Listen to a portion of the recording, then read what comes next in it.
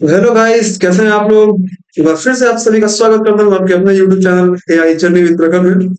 तो आज का जो हमारा चैनल है उसमें मैं आपको बताने वाला हूँ कि ऑपरेटर्स क्या होते हैं। ठीक है, जैसे कि इसके पहले वाले चैनल में मैं आप वीडियोस में मैं आपको बताया था कि वेरिएबल्स क्या होते हैं, डेटा टाइप्स क्या होते हैं और फंडामेंटल्स क्या होते हैं। तो अगर आप उन सारी चीजों को क्लियर कर रहे हैं और तब आप इस टॉपिक्स को पढ़ रहे हैं तो आपको बहुत अच्छे से सारी चीजें क्लियर होंगी। अगर आप जानते हैं तो भी आप कैरी ऑन कर सकते हैं। तो समझते हैं कि ऑपरेटर क्या होता है। देखिए, ऑपरेटर्स हमारे एक टाइप के सिंबल होते हैं जो कि किसी एक पर्टिकुलर ऑपरेशन क्या करते हैं, परफॉर्म करते हैं। जैसे 1+2, तो प्लस हमारा क्या है, यहाँ पे ऑपरेटर है जो कि दोनों वैल्यू को एड ऑन करने का क्या कर रहा है, एक ऑपरेशन परफॉर्म कर रहा है। ठीक है, बहुत ही सिंपल सी चीज है। यहाँ पे जैसे कि इंट्रोडक्शन ऑफ ऑपरेटर्स मैंने आपको बता ही दिया कि एक सिंबल्स होते हैं जो कि किसी भी एक मतलब किसी एक टाइप की पार्टिकुलर ऑपरेशन क्या करते हैं, परफॉर्म करते हैं। उसके बाद हम जानेंगे कि अरिथमेटिक ऑपरेटर्स क्या होते हैं, कंपैरिजन ऑपरेटर क्या होते हैं और लॉजिकल ऑपरेटर्स क्या होते हैं। उसके बाद एक प्रैक्टिकल एग्जांपल के साथ, ठीक है, हम लोग इस लेक्चर को एंड करेंगे। देखते हैं कि अरिथमेटिक ऑपरेशन क्या होते हैं, ठीक है, और अरिथमेटिक ऑपरेटर्स क्या होते हैं। तो अरिथमेटिक ऑपरेटर्स हमारे ऐसे ऑपरेटर्स होते हैं जो कि हम बहुत ही नॉर्मल मैथ्स में यूज करते हैं। ठीक है, सिंपल मैथ्स में, जैसे एडवांस में भी यूज करते हैं, लेकिन ये हमारे बहुत ही सिंपल ऑपरेटर्स होते हैं जिसको आप मैथ्स में ऑलरेडी यूज ही करते आ रहे होंगे। सारी चीजें आप जानते होंगे, बस कुछ है जो आप नहीं जानते होंगे वो मैं क्लियर करा दूंगा। तो देख लेते हैं, जैसे मैंने ए एक वैल्यू एज्यूम करा ली 2 या 5 ले लेता हूँ, एंड बी मैं एज्यूम करता हूँ 3। ओके, और अब मैं प्रिंट करता हूँ addition, sorry, firstly I use double quote, addition of A and B। Addition of A and B हमारा क्या रहेगा, ए प्लस बी। ठीक है, तो जब हम इस ऑपरेशन को क्या करते हैं, परफॉर्म करते हैं, तो आप लोग क्लियरली देख सकते हैं कि ये हमारी वैल्यू थी। इस ऑपरेटर का यूज करके हम यहाँ पे जो मेरा आउटपुट आया वो 5 और 3 को एड ऑन करके 8 आया। ठीक है, सेम ऐसे ही अगर मैं इसे कॉपी पेस्ट करके सारे ऑपरेटर्स के लिए कर दूं,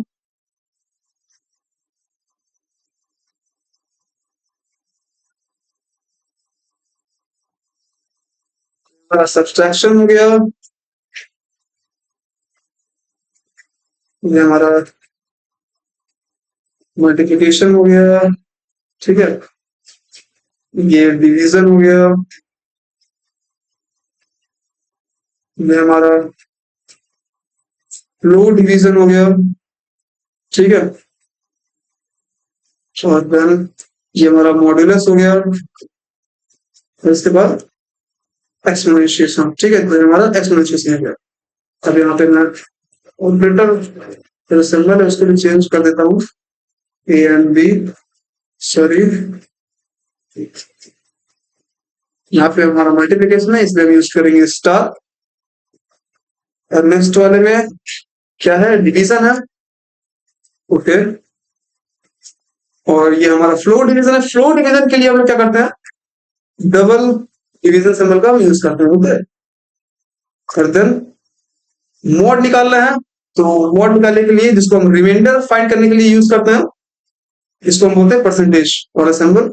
ठीक है, और नेक्स्ट एक्सपोनेंशिएशन जिसको हम पावर बोलते हैं, वो फाइंड करने के लिए हम यूज करते हैं डबल स्टार का। अगर अब मैं अपने इस कोड को रन कर रहा हूं तो आप लोग क्लियरली देख सकते हैं, जब मैंने दोनों नंबर्स को ऐड किया 5+3 तो हमारा 8 आया, सब्ट्रैक्ट किया तो मेरा 2 आया, मल्टीप्लीकेट जब किए तो 5 × 3 हमारा 15 आ गया। जो हम डिवाइड करें 3 को 5 से, ठीक है, सॉरी 5 को 3 से, तो हमारा क्या आ रहा है 1.666 एंड लास्ट में 7।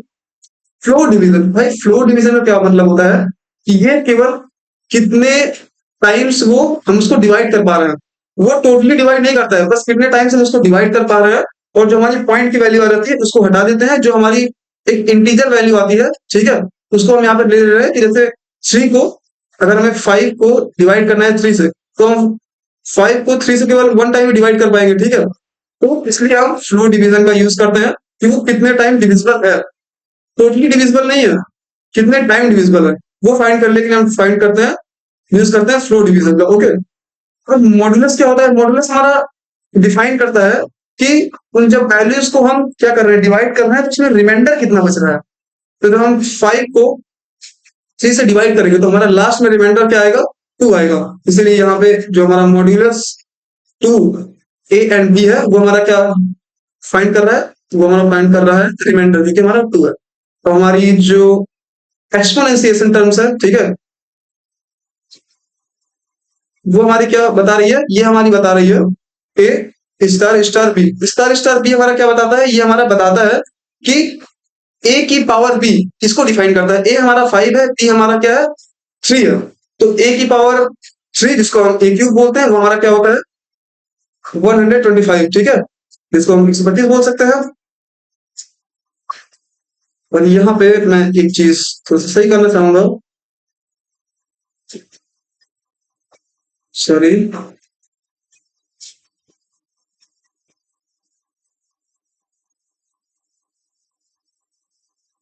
ये आप सब लोग सोचेंगे कि ये मैंने कैसे किया। तो ये मैं अल्ट को प्रेस करके जब अपने कर्सर को प्रेस कर रहा हूँ, ठीक है, मैं आपको एक बार फिर से करके दिखा दे रहा हूँ। जैसे कि मैं यहाँ पे अपना कर्सर लेकर के आया और मैंने क्लिक किया राइट क्लिक, और फिर से जब मैं अल्ट को प्रेस करके फिर से राइट क्लिक किया, तो ऐसे में मल्टीपल लाइंस को एक साथ वहां पे मैं सेम चीज को लिख सकता हूँ और रिमूव कर सकता हूँ। जैसे मैं टी को हटा करके एफ कर दिया तो मेरा ये addition of A and B, subtraction of A and B, and multiplication of A and B, division of A and B, float division, okay, ये सारी चीजें आ गई। अब ये जो फाइल है हमारी, ये जिसपे जुपिटर नोटबुक में बनी हुई है IPYNB, इसको हम शिफ्ट अगर एंटर करा दे तो हमारा कोड रन हो गया। अब यहाँ पे आप देख सकते हैं 2 के जगह ऑफ हमारा रिमूव हो गया, ठीक है। इसलिए मैंने 2 लगाया था कि ये मल्टीपल लाइंस में इसको हम कैसे सही कर सकते हैं, ठीक है। तो वो हम अल्ट प्रेस करके कर सकते हैं। अब हम लोग समझते हैं कि कंपैरिजन ऑपरेटर क्या होता है। कंपैरिजन ऑपरेटर जैसे कि आप लोग को नाम से ही समझ में आ रहा है, दो वैल्यूज को कंपेयर करने के लिए यूज किया जाता है। जैसे फिर से वही a is equal to 5 and b is equal to 3, और जब मैं इसको कंपेयर करता हूं, ठीक है, a is equal to b। और हाँ, एक चीज ध्यान रखिएगा कि कंपैरिजन ऑपरेटर का आंसर हमेशा बुलियन टर्म में ही ज्यादा टाइम में आता है, ठीक है, जब तक कि हम कोई स्टेटमेंट ना दें। और अगर मैं इसको रन कराऊं तो आप लोग देख सकते हैं कि फॉल्स है, ए हमारा बी के बराबर नहीं है। लेकिन अगर मैं बी को भी 5 कर दूं तो अगर रन कराऊं तो आप लोग क्लियरली देख सकते हैं कि हमारा ये ट्रू आ गया है। उसको मैं वैसे ही रन देता हूं। अब मैं यूज करता हूं ए, ये हमारा इज इक्वल टू का मतलब क्या होता है कि एक्चुअल में वो क्या इस चीज के बराबर है। इज इक्वल टू हमारा इक्वल टू को डिफाइन कराता है, ठीक है, डिफाइन कराता है। लेकिन अगर आप केवल सिंगल टर्म में इज इक्वल टू यूज करते हैं तो वो हमारा वैल्यू को स्टोर कराता है एक वेरिएबल की तरह, वैल्यू को असाइन करता है, वैल्यू को स्टोर करता है। लेकिन इज इक्वल टू एक्चुअल में ये डिफाइन कराता है कि क्या ये वैल्यू हमारी, मतलब ए वैल्यू हमारी बी वैल्यू के बराबर है। ये कंपैरिजन ऑपरेटर की तरह हमारा काम करता है। अब हम देखते हैं कि इज नॉट इक्वल टू कैसे काम करता है। अगर मैं इसको रन कर रहा हूं तो आप लोग क्लियरली देख सकते हैं, सॉरी, ये जो लास्ट टाइम ये प्रोग्राम रन होता है उसको शो करता है। अगर मैं यहाँ पे प्रिंट लिखूं तो ये सारी चीजें हमारी शो होगी। प्रिंट बी, फर्स्ट स्टेटमेंट हमारी फॉल्स थी क्योंकि ए बी के बराबर नहीं है। सेकंड स्टेटमेंट हमारी क्या करिए, क्या ए बी के बराबर नहीं है, बिल्कुल सही बात है, ए हमारा बी के बराबर नहीं है। अब मैं देखता हूं प्रिंट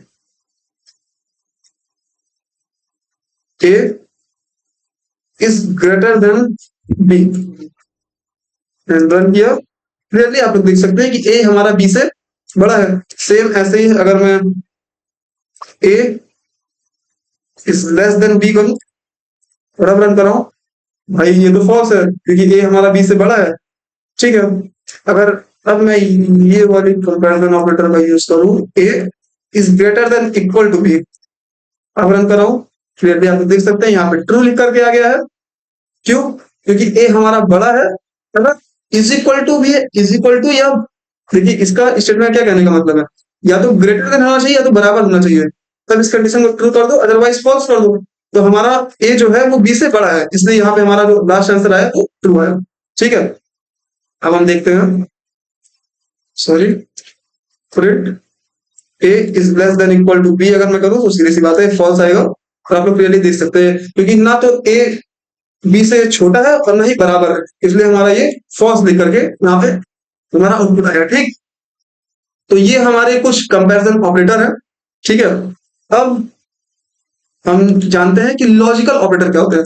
लॉजिकल ऑपरेटर हमारे मेनली ये 3 टाइप के होते हैं, और भी बहुत सारे टाइप के होते हैं, जैसे एक्सऑर हो गया, ठीक है, नॉर हो गया, लेकिन यहाँ पे मेनली हम 3 टाइप के ऑपरेटर्स लॉजिकल ऑपरेटर पढ़ने वाले हैं, जो कि एंड, और नॉट है। मैं फिर से कुछ वैल्यू एज्यूम कर ले रहा हूँ। a is equal to 5 and b is equal to, मान लिया 2 ले लेते हैं, 4 ले लेते हैं, और अब हम लॉजिकल ऑपरेटर का यूज करते हैं प्रिंट। मैं बताता हूँ कि आपको ये कैसे काम करती है। a is greater then 5, a is greater then, मान लेता हूँ 2 ले लेता हूँ, ठीक है, and b is greater then also 2। तो देखिए एंड जो हमारी ऑपरेटर है, लॉजिकल ऑपरेटर, वो हमारा ये कहता है कि दोनों कंडीशन जब सेटिस्फाई होंगी तब इसको प्रिंट कर दो, अदरवाइज इसको मत प्रिंट करो। ठीक है, तो यहां पे मैं लिख देता हूं when both condition are true. Okay, both condition are true, जब हमारी दोनों कंडीशन ट्रू होगी तो हमारी ये स्टेटमेंट एक्चुअल में रन हो जाएगी। अब हम रन करा करके देखते हैं। आप लोग देख सकते हैं जो 2 है हमारा, ठीक है, ए भी 2 से बड़ा है और बी भी हमारा 2 से बड़ा है, लेकिन अगर मैं यहां पे कर दूं 10 कर दूं, आप लोग क्लियरली देख सकते हैं यहाँ पे फॉल्स लिख करके आ रहा है। जो हमारी दोनों कंडीशन फॉल्स होंगी, मतलब कि अगर कोई भी एक कंडीशन हमारी फॉल्स होगी तो भी, या दोनों कंडीशन फॉल्स होगी तो भी हमारा फॉल्स लिख करके आएगा। अगर दोनों कंडीशन ट्रू होगी तभी हमारा जो आउटपुट आएगा वो ट्रू आएगा। ओके, एंड हमारा ऐसे काम करता है कि मतलब अगर दोनों कंडीशन सेटिस्फाई करती है तो फिर उसको ट्रू कर दो। अगर कोई भी एक कंडीशन हमारी सेटिस्फाई नहीं करती है, ठीक है, या दोनों नहीं करती है, तो उसको, उस स्टेटमेंट को फॉल्स आउटपुट में प्रिंट करा दो। ठीक है, अब सेम ऐसे ही अगर मैं और को देखूं कि और कैसे काम करता है, तो मैं फिर से वही कर लेता हूं, इसी स्टेटमेंट को सेम लेते हैं, अच्छे से क्लियर होगा। Control plus C and print, और अगर मैं और यहां लिख दूं तो आप लोग देखेंगे कि यहाँ पे ट्रू लिख करके आएगा। ये ट्रू और का हमारा कॉन्सेप्ट ये कहता है कि कोई भी अगर एक कंडीशन सेटिस्फाई है तो भाई वहां पे ट्रू प्रिंट करा दो, दूसरी वाली हो चाहे ना हो। अगर दूसरी वाली है तो भी ठीक है, लेकिन अगर एक कंडीशन में सेटिस्फाई है तो वहां पे हमारा आउटपुट में ट्रू प्रिंट करा दो। यहां पे मैं लिख देता हूं when any one condition is true. ठीक है, एनी वन कंडीशन या both condition, one any one condition and both condition is true, then print true. Okay, अब बात कर लेता हूं मैं नॉट की। देखो नॉट कैसे काम करता है, जो तुम्हारी ट्रू स्टेटमेंट है, ठीक है, मैं करके बता देता हूं, एकदम सिंपल सा है। A is less than 10, sorry, A is greater than 10 and print true. क्या ए हमारा 10 से बड़ा है? भाई नहीं बड़ा है, लेकिन और ये जो नॉट स्टेटमेंट है ये हमारी कहती है जो आंसर आए उसका उल्टा दे दो। ठीक है, जैसे हमारा ए जो है वो 10 से बड़ा नहीं है, नॉट क्या कर रहा है, उसको चेंज करके हमें जो हमारा फॉल्स आ रहा है उसको हमें ट्रू कर दे रहा है। लेकिन अभी मैं यहाँ पे ट्रू लिख दूं, मतलब सॉरी 2 लिख दूं, और अब मैं इसको अगर रन करूं तो आप लोग क्लियरली देख सकते हैं कि इसका आंसर फॉल्स आ रहा है। स्टेटमेंट सही है, लेकिन नॉट फंक्शन की वजह से हमारा ये जो आंसर आ रहा है यहाँ पे ट्रू आना चाहिए, और नॉट उसको कन्वर्ट करके हमें फॉल्स में दे रहा है। ठीक है, इसलिए मैं यहाँ पे दोनों स्टेटमेंट लिख देता हूं, नॉट थ्री, यही ले लेता हूं, ए इज ग्रेटर देन 10, और तब आप लोग देखेंगे ये हमारा क्या आ रहा है, ये हमारा आ रहा है ट्रू, लास्ट वाला। ठीक है, तो मतलब नॉट फंक्शन मेनली क्या करता है आपको पता ही है कि जो हमारा राइट आंसर है उसको कन्वर्ट करके हमारा जो दूसरा आंसर है वो दे देता है। मतलब अगर ट्रू है तो फॉल्स कर देता है, फॉल्स है तो ट्रू कर देता है। सेम ऐसे ही जीरो है तो वन कर देता है, वन है तो जीरो कर देता है। जो हमारे, अगर आप लोग लॉजिक गेट्स पढ़े होंगे तो वहां पे आप लोगों ने नॉट ऑपरेशन जरूर पढ़ा होगा, ठीक है। तो वहां पे नॉट क्या करता था, जीरो रहता था तो उसको वन कर देता था, और वन रहता था तो उसको जीरो कर देता था। अगर आप लोग नहीं पढ़े हैं तो भी सेम यही है भाई, अगर ट्रू है तो फॉल्स कर दो, फॉल्स है तो ट्रू कर दो। और एंड ऑपरेशन हमारा क्या करता है, अगर दोनों कंडीशन सेटिस्फाई है तभी ट्रू करो, और अगर जो और कंडीशन है ये हमारी क्या करती है कि अगर कोई भी एक कंडीशन सेटिस्फाई है तो हमारी ट्रू प्रिंट करा दो। सेम यही चीज अभी मैं जब आपको कंडीशन स्टेटमेंट सिखा दूंगा, कंडीशनल स्टेटमेंट, तो आपको एंड और नॉट में, ठीक है, तब वहां पे हमें आंसर ट्रू और फॉल्स देना होगा। तब हमें वहां पे आंसर जो एक्चुअल में हम स्टेटमेंट लिखेंगे उसके थ्रू हमें देना होगा, ठीक है। तो ये लॉजिकल ऑपरेटर्स क्या होते हैं, कंपैरिजन ऑपरेटर्स क्या होते हैं, और अरिथमेटिक ऑपरेटर क्या होते हैं, ये सारे मैं आपको बता चुका हूँ। एक टाइप का ऑपरेटर और पढ़ लेते हैं जो कि है हमारा, मैं आपको बताता हूँ। जैसे मैं ए के अंदर एक वैल्यू एज्यूम कर लेता हूँ, जैसे कि मैंने मान लिया ट्रू, और यहाँ पे मैं लिख देता हूँ ए प्लस इज इक्वल टू 3। इसका आप आंसर बताइए कि आंसर क्या आएगा, आंसर पता है क्या आएगा। अगर मैं प्रिंट कराऊं, सॉरी, रन वेयर, अगर मैं इसको प्रिंट कराऊं, प्रिंट ऑफ ए, इसका आंसर आप लोग देख रहे हैं 5 आ रहा है। 5 कैसे आ रहा है, 5 ऐसे आ रहा है, अगर सेम स्टेटमेंट में बी वेरिएबल को लेकर के लिख दूं कि आपको थोड़ा सा अंतर पता चल रहा है कि ये अलग है, और फिर से मैं 3 ले लिया, और मैं यहाँ पे इसको ऐसे ना लिख के मैं लिख दूं is equal to B plus 2। तो अब मैं क्या बोल रहा हूँ कि बी की वैल्यू हमारी 2 है, ठीक है, और 2 यहाँ पे जैसे हमारी बी की वैल्यू पे 2 आ गया, 2 प्लस 2 करके उसको फिर से बी के अंदर स्टोर करके हमें प्रिंट करा दो बी, ओके। और फिर जब हम इसको देखते हैं तो इसका आंसर हमारा क्या आता है, 4 आ जाता है। लेकिन यहाँ पे मैं 3 लिया था, इसलिए यहाँ पे मैं 3 कर देता हूँ। आप लोग क्लियरली देख सकते हैं कि इसका भी आंसर 5 आ गया। तो सेम ही स्टेटमेंट है, चाहे ऐसे लिखिए चाहे ऐसे लिखिए। इसका मतलब होता है कि इस वैल्यू को लेने से पहले इसमें जो इसकी प्रीवियस वैल्यू है उसको एड ऑन कर दो, ठीक है, जिससे हम उसको एज्यूम किया है। सेम ऐसे ही मैं चाहूं तो माइनस वाला टर्म भी लिख सकता हूं, मैं लिख सकता हूं A1, ये हटाइए, यही पे देख लेते हैं। ये तो आप समझ गए कि इस स्टेटमेंट को हम कैसे लिख सकते हैं, A is equal to A plus 3, okay. चाहे ऐसे लिखिए और चाहे ऐसे लिखिए, सेम ऐसे ही अगर मैं ए माइनस इज इक्वल टू अगर मैं 3 लिख दूं, इसका मतलब क्या होगा, इसका मतलब होगा, मैं आपको बता रहा हूं, A is equal to A minus 3, okay.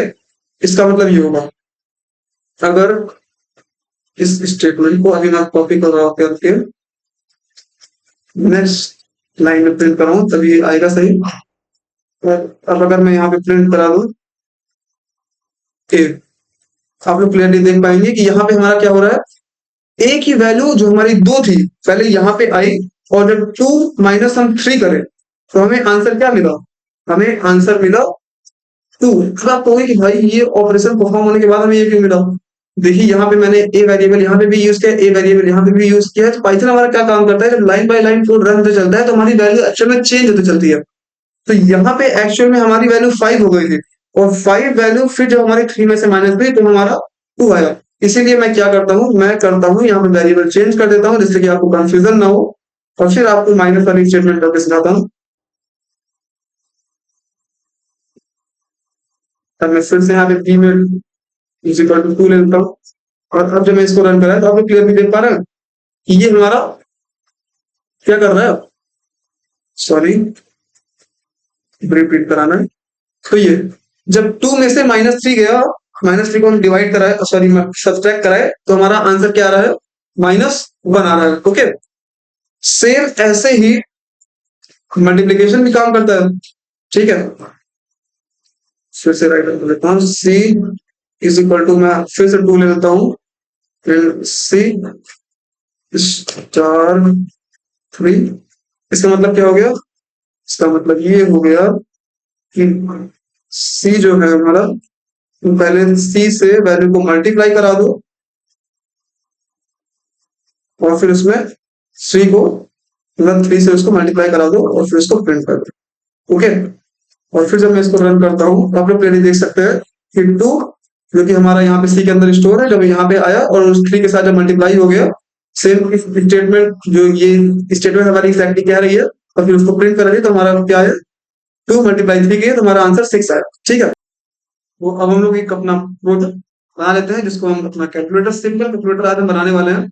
अभी तक हमने जितनी भी चीजें पढ़ी, चाहे वो डेटा टाइप हो, चाहे वो वेरिएबल्स हो, और चाहे वो ऑपरेटर्स हो, इन्हीं सारी चीजें का यूज करके हम एक अपना सिंपल कैलकुलेटर बनाने वाले हैं। तो देखिए हम कैसे बनाते हैं। उससे पहले मैं आपको एक कीवर्ड के बारे में बता देना चाहता हूँ, इनपुट फंक्शन। ठीक है, इनपुट कीवर्ड के बारे में मैं आपको बता देता हूँ एक्चुअल में इनपुट होता क्या है। ठीक है, सॉरी, तो इनपुट जो हमारा फंक्शन है वो मेनली इनपुट वैल्यू को लेने के काम में आता है। ठीक है, जैसे इंटर द वैल्यू, और अगर अब मैं इसको रन कराऊं तो आप लोग क्लियरली देख सकते हैं कि यहाँ पे हमसे मेरा जो पीसी है वो बोल रहा है कि एंटर द वैल्यू। अगर मैं यहाँ पे कोई वैल्यू स्टोर कर दे रहा हूँ तो ए के अंदर मेरी वैल्यू स्टोर हो चुकी है।